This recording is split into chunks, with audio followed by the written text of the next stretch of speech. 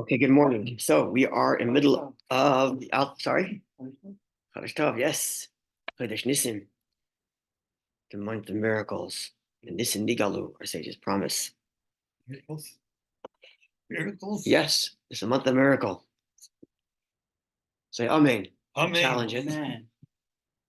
Okay, we're in chapter 473, Tafai and Gimel of Alter B'Shulchan Aruch. We're in the middle of discussing the Karpas. So it's the middle of halacha number 17. So we're discussing yesterday, but you remember that in addition to the fact that we have symbolisms and requirements with regard to the karpas, they're meant, you have to dip it to raise the questions of the child and so on. There's also the brachas, the laws of, excuse me, we also have the laws of birchas hanenin to contend with. We have the laws regarding eating food. We have to contend with that as well.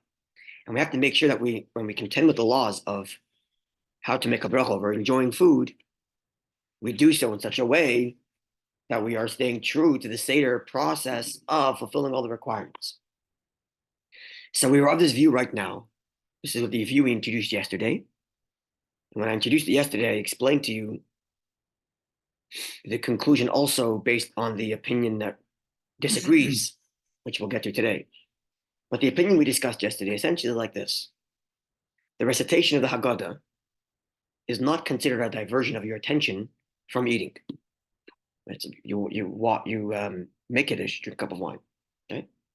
Then you have your karpas, dipped vegetable, which you discussed what that was, right? So you wash. Now, because you're having a dipped vegetable, you have to wash first, or chatz comes. Right now, from there, you're going to recite the Haggadah. And after you're done reciting the Haggadah, you're going to go back to eating. What are you going to eat? First, you're going to have a meal, matzah. Meal doesn't mean shulchan aruch. Meal means your matzah. You're going to wash and have matzah. And then you're going to have maror. Again, another vegetable. So again, we're putting aside the mitzvah component, and we're sticking to the question of the laws of birchas hanenin, the laws of eating food. So let's imagine we had a vegetable. So we made our dam on the vegetable. And then we sat down and learned for an hour. And then we washed our hands and ate bread. In the case of the Seder night, it's matzah. But we sat down and ate bread. It's Tuesday. It's not Pesach. We ate bread. After we ate bread, we decided to snack on another vegetable. Would you be making a hadama on that vegetable?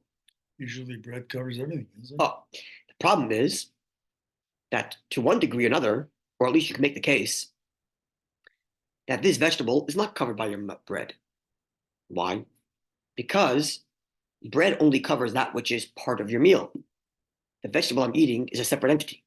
It's a snack in the middle of the meal, like the grape I'm taking from the table in the middle of the meal. It's not part of the meal. It's in the middle of the meal, but it's not part of the meal, and therefore not covered. Another example we gave yesterday is if you're eating a meal, which challah covers, your challah covers everything, right? Your mitzvah covers everything, but in the middle you had a sorbet, a palate cleanser. Okay, palate cleanser might be different, but in the middle you had a sorbet. You have to make another bracha on that sorbet. It's not covered by the bread. And it's the middle of your meal, not part of your meal. Okay, so now the question becomes, can I have the bracha on the vegetable I ate before the meal, cover the vegetable that's in the meal, especially since I spent a half an hour in the middle of learning, which is what I'm doing by the Seder night. I'm having a vegetable, I'm learning, doing the Haggadah, and then I'm going back to Hamoitzi and the vegetable. So says the opinion yesterday, the Haggadah does not constitute an interruption. And therefore, when I make Hadama on the vegetable, I should have in mind that I'm going to fulfill the obligation of the bracha that I might have to be making on the maror, because I had in mind when I ate the vegetable, it's covered. Because recitation of God does not constitute interruption and does not constitute a diversion of my attention from my eating. And for the bracha I make before the Haggadah on the Hadama, because I have that intention, can cover the Hadama that the maror would require later. The maror might require later. This is the opinion yesterday. We discussed all kinds of offshoots. Therefore, you should never, even if you ate more than a kazayas, even if you ate tons of karpas. You ate more than the requisite amount. Don't make a bracha achrona. Don't make an after bracha after the karpas because you want it to cover your maror, even if you ate more than a kazayas. Yeah. And we also discussed that if the only thing available to you is a vegetable, you make some shackle over, right? A raw potato. You can make shackle over because again, hadama only goes to a vegetable when you're eating it in the proper manner. A potato is meant to be eaten cooked. If you eat it raw, you're making shackle. Then that bracha will not extend to your maror because your maror is bona fide hadama. In which case, you have to make burn nefashos after your potato if you ate the right amount. Yeah, this is what we discussed yesterday. Yeah. So now let's see the other opinion, the alternative opinion. So why doesn't the law follow the same as the Shabbos meal, where the bread covers everything? Again, why? Because the Shabbos meal also not necessarily would cover everything. For example, your challah when you wash a motzi, it doesn't cover your dessert. If you have fruits and cake for dessert, you have to make a new bracha on that. Yeah, that I know. Why? Because it's after the meal. Exactly. So the same thing is true in the middle of the meal. If you had a dessert mid-meal, you also would be making the bracha. Because the hamotzi only covers that which is part of the meal, not that which happens to be eaten in the middle. So, for example, I mentioned this example that I gave yesterday. You have a bowl of fruit on the table. You have a bowl of grapes. People have it. It's not part of the meal. It's just there. So, middle meal, you decide to have a grape. You have to make eights on that grape. Oh, really? Yeah, because it's not part of the meal. So if I eat some, The bread only covers that which is part of your meal, so if not I- that which is happens to be eaten in the middle. So the maror, is that part of your meal? You can make the case it's not part of the meal because the meal is challah, which in this case on Pesach is your matzah, and then shulchan aruch. The maror is like a separate thing. So maybe you have to make hadama on that maror, like you're making ha'etz on the grape, and therefore you want to cover it by the hadama from your karpas. That was the opinion yesterday, and all because the haggadah doesn't constitute an interruption, and therefore by having a mind at the maror at the karpas hadama, you can cover the maror. Yeah. It seems like there's a little doubt as to whether or not you should have a bracha on those in between items. So because it's a bracha before the eating rabbinic meaning, and there's a doubt, should we just not do the bracha, or is Okay, that's a good question. So the question of doubt in brachas, a very good question. So first of all, it's not a question. There might be doubt over whether the maror should have hadama. two opinions on it. There might be doubt over whether hadama, whether the maror should get hadama. We'll see a little bit in a moment the doubt there about the different opinions. But first of all, if we have an alternative to cover it, let's cover it. And in this case, we do have an alternative to cover it. If you're of the view that Haggadah is not an interruption, then by making hadama at the karpas, I'm covering it. So I have an option. So take it. Number one. Number two, when it comes to brachas, there's a unique statement from our sages, which is asr la'anas melam haba without a bracha. It's forbidden to enjoy of this world without making a bracha before. So you have to really you cannot avoid making a bracha because I'm not sure. Right? You have to find some alternative to cover. So you're not doing it in vain. So that you're not doing it. You have to find an alternative to make it cover so that we don't do it in vain. Correct. But you have to make a bracha on the food. You cannot get away without doing it. Okay, so let's see now again. The basis of the opinion we said yesterday is that the Haggadah does not constitute an interruption, and therefore the Hagdama that I'm making on my karpas may extend to the Hadama that I should have made on my maror. And by making that extension, I avoid making an extra Hadama on the maror. And we can't use the bracha on motzi to cover that maror. We aren't sure. Again, this is the question. No, I know. Maybe the maror is not part of the meal. Yes, so I cannot understand. let's just assume we cannot use the hamotzi to cover the maror because it's not part of the meal. We'll see in a minute why. Maybe that not. Yeah, but I like. But at the moment, we'll assume that's not covering it. Because it's not part of the giving meal. a leniency for the karpas to extend, so why shouldn't in the same manner extend? Okay, good question. Well, because if the Haggadah doesn't constitute an interruption, if the Haggadah does not constitute an interruption, then it's not a leniency. It's a bona fide bracha. Because I made like that grape. Let's say I had a grape ha'etz before I washed. That is a bona. And then I washed, and then I knew when I ate that grape that I was going to be eating another grape during the meal. I'm not going to eat another make a ha'etz. If you had in mind you were going to pick eat fruit from that bowl. and I made ha'etz before I washed, then that ha'etz covers all the grapes I will eat throughout the meal. No, I'm saying if you Made ha'etz before I washed on the motzi, grape. knowing you were going to eat from that bowl of fruit in your motzi. That's a good question. Not necessarily will it Because cover. that's what we're doing. Not necessarily, but not necessarily will that cover. With the karpas. Not necessarily will that cover. With the maror, you mean, but not necessarily will that cover. No, with the karpas, like you have in mind when you're eating the Yes, yes, karpas, yes. Okay, but you're covering the yes, maror. but if I had it, Can't we do that for hamotzi? not necessarily. Maror? Not necessarily, Yeah. because if the grape is not part of the meal, my having in mind to have it covered won't help. But 'Cause I'm making the wrong bracha. But you're making it part of your meal, knowing you're going to eat from that bowl of fruit. But it isn't. What determines what is and isn't part of the Okay, meal? it's a good question. Something which is served to you as part of your courses of meal is like part of the meal. Okay. So no one has a side dish of grapes on their plate of steak, fries, and Okay, so you can't incorporate it somehow. no, which is why everybody has dessert, but it's not part of your meal. Maybe that's the limitation between a meal versus Yes, a it's a big question of how it's bracha. preserved, how it's served. So I'm not sure that making hamaitzi with having in mind the grapes on the table will that cover. I'm not sure. I'll put a pin in that, but I'm not sure. See why the Yeah. difference between. But anyway, again, if the Haggadah is not an interruption, it's not a leniency, it's a bona fide bracha. Because the Haggadah is no interruption. Yeah. I'm making a dam on the karpas and it's covering the maror. Yeah. Okay. So now let's see the second opinion. So on Shabbos, when there's eggplant and there's salad and there's this, Part of the meal. That's part of your meal. That is it's bona fide course one of your meal. it's the same, it's sitting there with the grapes. But No, it but doesn't that's matter. okay. It's served to you as part of your meal. It's meant to be. Yeah, you ask your wife what's being served for tonight. She's not going to tell you grapes and salad. Couscous and salad. She'll tell you salads, dips, and challah. Even though grapes happen to be on the table, she's not going to include grapes as part of what's being served to you tonight for dinner. Right? Because the salads are part of the meal. Even though it happens to be sitting there before, it's course one of your meal. You expect people to eat from things that are part of the meal, but not necessarily things that are not part. Exactly. But you see, but even dessert, which you know is coming, is not part of your meal. That comes after anyways. It's not a question of after, before, or middle. It's actually the question It's of after. on the table already. It does, again, it's not a question of whether it's served before, after, or during. It's a question of, is this course one? It's like wine. Grapes are not part of course one. It's like wine. It's not. It happens to be there, but it's not part of course one. The salads, that's course one. Clear? There's a difference. We all understand this intuitively. It's hard to qualify it, but we all understand this intuitively. If you ever invited someone's home and there's a bowl of fruit on the table, no one assumes, course one's going to be fruit. No one assumes that. When you see salads on the table, you know course one's going to be salads. So it's interesting that dessert is not carved out the sort of exception for dessert.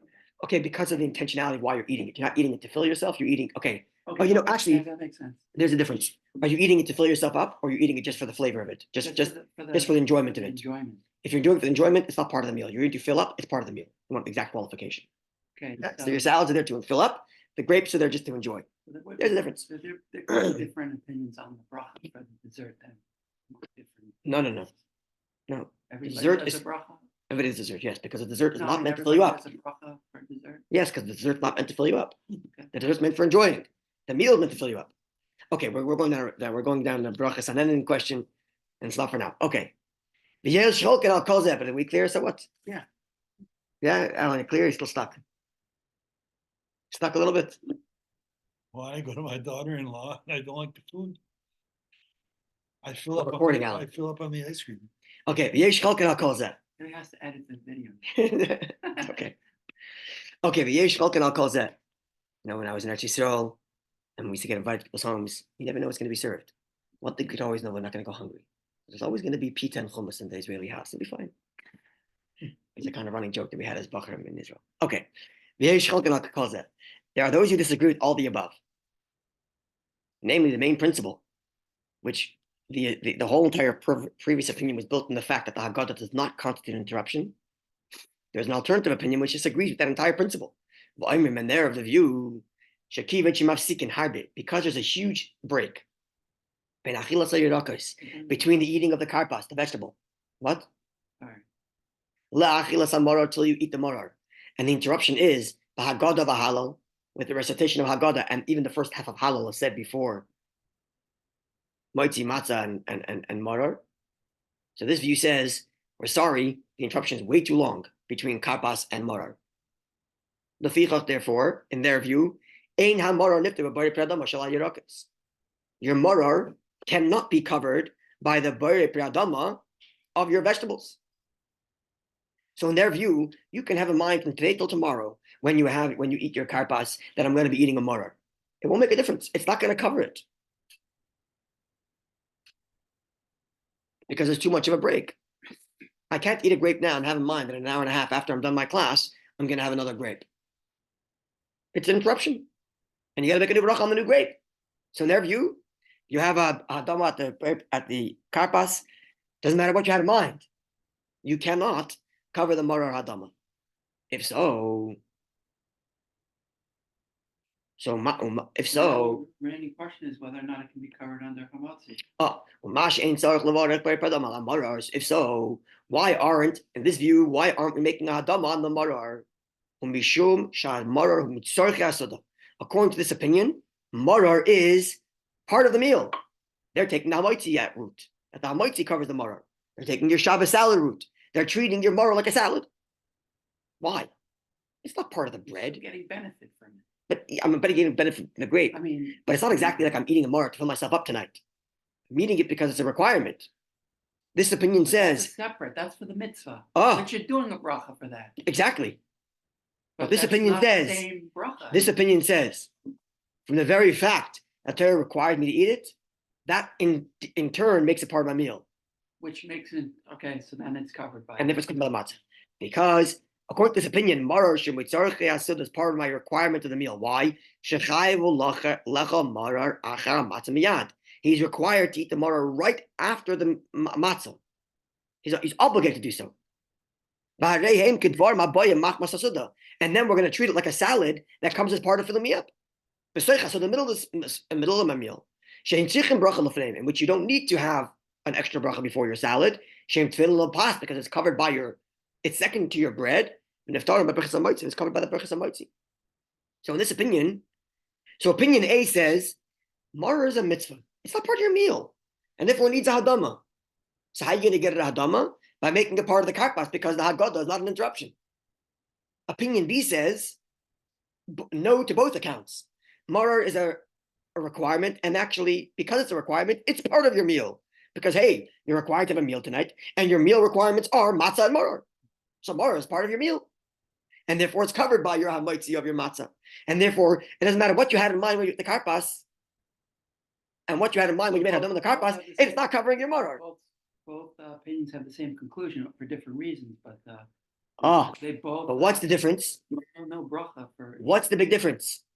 There's one difference between the two opinions. Oh, the difference. In terms of what you have to do. According to opinion one. A bracha from. According to opinion one, I do not make a bracha achrona after my karpas.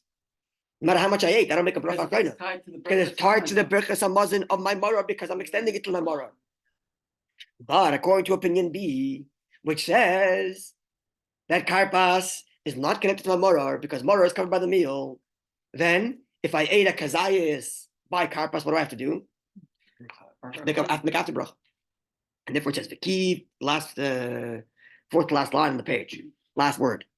V'kivon, and because Shamar ein nifter beberchas parei pradamash ala yerokos, end of Yud Zayin, end of 17.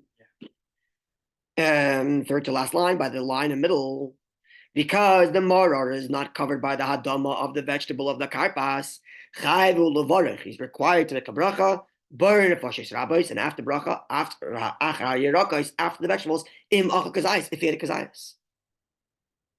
After the karpas. After the kazayis karpas, if I talk about a bracha. Yeah, because you lost the piggyback.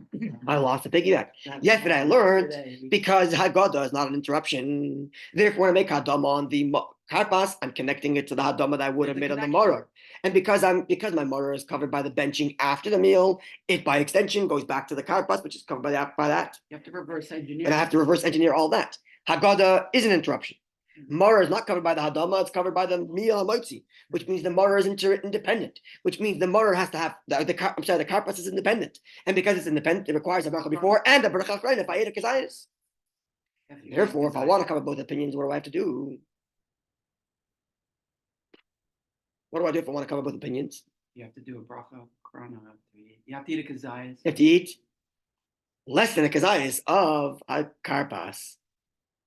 Because then even opinion B will say no bracha achrona. Because bracha achrona is only when you have less than a kazayas, more than a kazayas. That's it. Yudches. That's what it says in Yudches, and we'll conclude with that. Well, in halacha, as far as the final halacha ruling goes, we should cover both opinions. Therefore, he should not eat from the karpas, the vegetables, a full kazayas. Because if he does that, opinion B will say, make a bracha achrona. But opinion A says, don't make a bracha achrona because you got to extend to your maror. So therefore, don't eat a kazayas. So don't eat kazayas.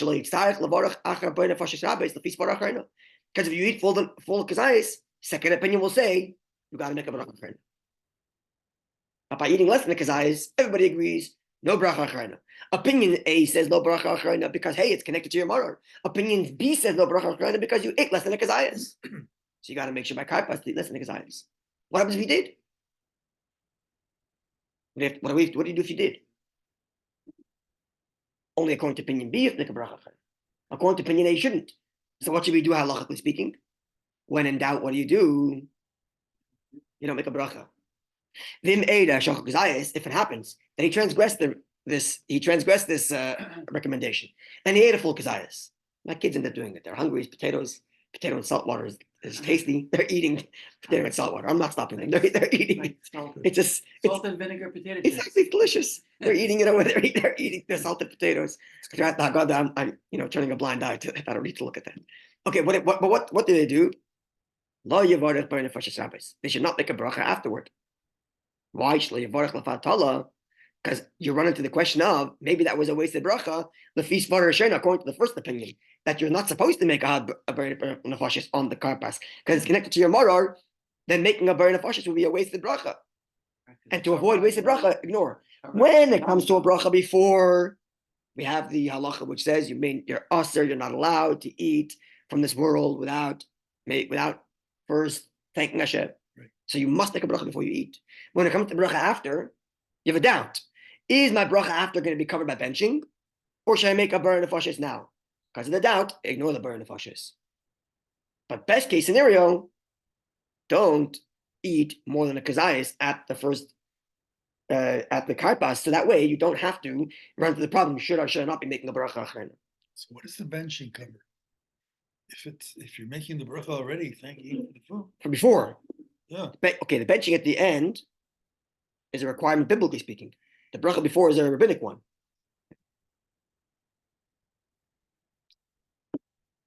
Okay, now what happens if he violated the second opinion? So first, he's two violations. Number one, he ignored the recommendation to eat less than a kazayas. He ate more than a kazayas. And now he runs in, should I make a bracha achrona or not bracha achrona? So we were just told, don't make a bracha achrona because it's a doubt. But what happens if he violated that? And he did go make a bracha achrona. He did make a bar nefashis. Yeah. They made a last paragraph of Yudches. They made what you do after the fact. Sorry? Let's see. They made a sheber bar nefashis rabbis if it happened that he ate more than a kazayas at karpas against our recommendation. And then he made a bar nefashis after that against our recommendation. What did you do? I think he has to make a bracha krana on the. He made it. Oh, let's see a second. And what happens if at karpas he only has a raw potato, which means he's making shakal, which means everybody agrees. Yeah, then He has to make a bar nefashis. So he made a bar nefashis. Now it comes maror. Should he make adama or not? According to opinion A, he has to make adama because it's not part of the meal. According to opinion B, don't make adama because it is part of the meal. What should you do? When you're in doubt, don't make it. do He's covered on not make the bar pradama on the maror. Because according to the second opinion, that would be a wasted bracha. So rely on the second opinion and have your matzah cover it. So is this a case where you have two opinions, you follow the one that's you try to cover both opinions? Is that what we're trying Correct. to do? You're trying to cover both. But if you fail to do so, you have to choose the more lenient one. Still available. That's correct. So you have to cover both opinions. But if you didn't do that, you have to rely on the more lenient of the two, in which you're not going to run into a question of making an extra bracha, which would be what everyone's available to you.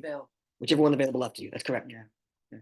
Correct. Okay, I do want to do the halacha number you test because tomorrow we'll go to the Rebbe's Haggadah on Kaddish and Orchatz. Halacha you test is a short halacha. It's just Orchatz, which basically says because you're eating a wet vegetable, wash before. That's the whole thing. Oh yeah, okay. We learned. And then it says, see the laws of washing. Okay, so let's see. Halacha test. Okay, before you do this requirement that we just described in the last few classes, to dip a vegetable in either vinegar or salt water or some other dip. One of those 7 liquids, right? Or 8 liquids. Yeah. 7. You must wash your hands. Bracha without making a bracha. As explained in chapter 158. Where there it is explained the laws of washing hands. Anything that is eaten while wet, dipped in liquid, requires washing without a bracha. This is a universal law, and it applies tonight as well. And therefore, do the orchatz before karpas. Last year I spoke about this, the fact that the Alter Rebbe switches the order from the Shulchan Aruch. The Shulchan Aruch says, and the Shulchan Aruch tells us in the Seder in chapter 473, it says, after you're done Kiddush, wash your hands. After you wash your hands, eat karpas. The Alter Rebbe says it the other way around. After Kiddush, you got to do karpas, and because you're doing karpas, therefore wash. Before, so he switches the order. I spoke about that. The order is the same. He's just telling you the directive is. The directive is told to you differently. Not reverse. Directive is different order. Correct, because the Alter Rebbe gives you background to the law. So he has. Right. So the background to the law of washing your hands is because you're dipping. So first he explains the dipping requirement and then goes back. Well, because you're dipping now, you got to wash. Whereas the Shulchan Aruch, the Rabbi Yosef Cairo doesn't give you background. Just gives you do. So he goes in order of instruction. Right. And the same thing is true in Alter Rebbe's Haggadah, where it's instructive rather than background reasoning. Right. He tells you also wash and then karpas. It doesn't say, hey, do karpas, and because you do karpas, wash before. It's telling you what's primary. Correct. And secondary. Correct. Because Alter Rebbe in the Shulchan Aruch gives you background, as you can see, it's giving all the backgrounds. If you didn't dip, then you didn't have to wash. Exactly. And that's why it says dip first. And he said, by the way, because you're dipping, now you have to wash. Okay. Quickly, parentheses. The Shabbos table also? If what? If grapes are on the table? Then what? They're washed. Okay, but you wash that hamitzi, that washing for the mitzi covers. The washing for the mitzi and the washing over dipped vegetables is really the same washing. Right? It's ritual washing. It's 1, 2, 3, 1, 2, 3. Mm-hmm. We just don't make a bracha by the washing before the vegetable because there's an opinion which says you don't have to. Because there's an opinion that says you don't have to, we wash without a bracha. But when you wash for your challah, that will cover even the wet grapes or any other wet liquid. Okay, quickly, parentheses. Ayin Siman Shimchav Aleph. See chapter 3:21. Shimchol Pesach b'Shabbos. If Pesach fell on Shabbos, this is not important this year, and this is a massive discussion, but we're just going to mention it because it's here. We had that a few years ago. We did have a few years. Yachal Latzes Hamei Melech b'Shabbos. You're allowed to make the salt water on Shabbos.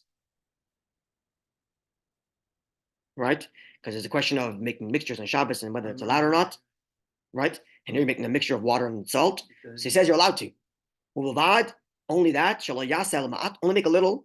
Very little. Only what's required for the dipping. And